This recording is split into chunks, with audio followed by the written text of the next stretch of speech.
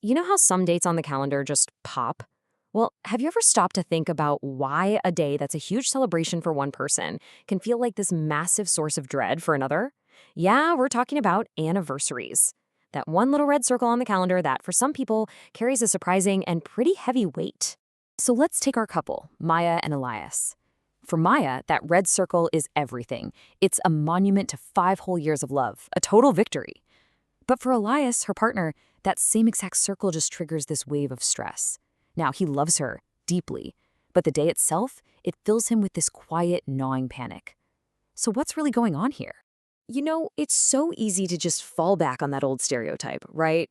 The clueless, unromantic partner who's probably going to grab some gas station flowers at the very last minute. But what if I told you the reality is way more complex, and that it has absolutely nothing to do with a lack of love? So let's just ask the question directly. Is this whole aversion to anniversaries really about someone not loving their partner enough? The answer is a pretty firm no.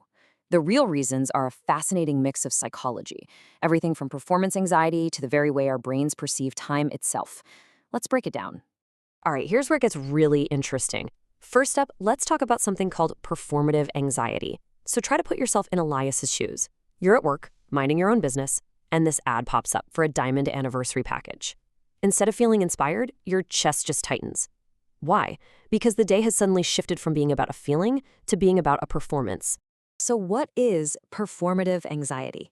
Well, it's this intense pressure to prove an internal emotion, in this case, love, on a very specific schedule. For Elias, love is this quiet, consistent thing. It's scraping ice off Maya's car in the dead of winter. It isn't some grand gesture that you can just wrap up at a bow on demand just because it's October 14th. And this, right here, gets to the absolute core of the issue. The anniversary starts to feel less like a celebration and way more like a pass or fail exam on his worth as a partner. The pressure to perform the emotion actually starts to crush the real emotion itself. Okay, now let's look at a second huge factor, how we perceive time. When Maya tries to make plans, suggesting that restaurant where they had their very first date, Elias kind of hesitates. To her, it just sounds like a lack of enthusiasm. But what's really happening is a fundamental difference in how they see their time together. See, Maya views their relationship through what you could call episodic memory. For her, it's a series of beautiful, distinct peaks. The first date, the first kiss, the day they moved in together. But Elias, he sees it all through a continuous lens. To him, their love is like a single, unbroken river. So singling out one day feels totally artificial. It's like trying to catch that entire river in a tiny bucket. It just doesn't make sense. But wait, there's another layer here. And this one is rooted deep in the past. For a lot of people, anniversaries can actually be major trigger points. For Elias, that dread he feels comes from a really painful lesson he learned as a kid, just from watching his parents' marriage. Every single year, his parents would put on this grand show of enduring love, a beautiful dress, a forced smile for the camera, a ridiculously expensive dinner. But the very next day, the wilted roses would be in the trash, and that tense, awful silence always came back. The lesson he learned deep down was that anniversaries were a performance, a lie. So for him, avoiding a big celebration isn't about neglecting Maya, it's about protecting the authenticity of his actual love for her. And all of this leads us right to our next psychological factor, attachment styles. The tension between them finally breaks just 2 days before the anniversary, and the argument they have is a perfect illustration of how their different styles clash head-on. So Maya, she has an anxious, preoccupied style. She really craves external validation, like an anniversary, to feel truly secure in the relationship. Elias, on the other hand, leans toward dismissive avoidant. He feels overwhelmed by what he sees as forced intimacy. So an anniversary, a day that demands this high-level emotional performance, well, it's heaven for her. But for him, it feels like an emotional trap. Sound familiar? That dynamic where one partner leans in for reassurance and the other pulls back, needing space, that's often your attachment styles at play.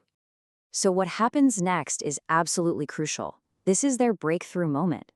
Instead of just defending his behavior, Elias decides to do something way more powerful. He explains the psychology behind it. He explains the why. He sits down with Maya and says this exactly. He tells her about his parents, about his fear of that pass-fail test, about how it all makes him feel like a fraud.